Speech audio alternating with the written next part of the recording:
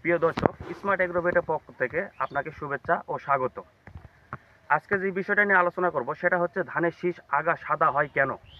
প্রিয় দর্শক, ধান বের হওয়ার পরে ধানের শীষ যদি দেখেন এই রকম সাদা, আগা সাদা হয়ে মরে গেছে অথবা শুকিয়ে গেছে, সেক্ষেত্রে সেক্ষেত্রে আপনাদের কোনো ভয়ের কারণ নেই। কেননা তীব্র তাপমাত্রা, অর্থাৎ রাতের তাপমাত্রা যদি কম থাকে, দিনের তাপমাত্রা যদি বেশি থাকে, সেক্ষেত্রে অনেক সময় ধানের শীষের আগা সাদা হতে পারে। এছাড়াও যদি আপনার ধানের জমিতে গুনগুনি পোকা বা কারেন্ট পোকা আক্রমণ করে থাকে, সেক্ষেত্রে আমাদের স্মার্ট এগ্রোভেটের একটা পণ্য আছে, সেটা হচ্ছে পাহাড় নিটেল পাইরাম পাইমেট্রোজিন ICWDG।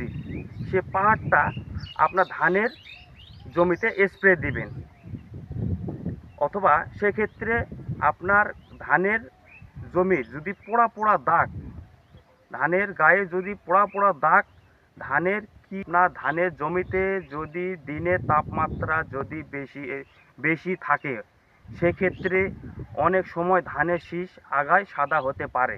এছাড়াও যদি আপনার ধানের জমিতে গুনগুনি পোকা বা কারেন্ট পোকার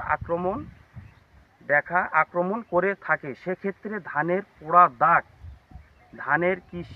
ধানের শীষ ব্রাউন কালার হতে পারে। সেক্ষেত্রে আপনারা কীটনাশক প্রয়োগ করবেন। আর যদি দেখেন সে জমিতে কোনো প্রকার পোকামাকড় নেই, সেক্ষেত্রে ধানের জমিতে অবশ্যই আপনাদেরকে পানি জমে রাখতে হবে।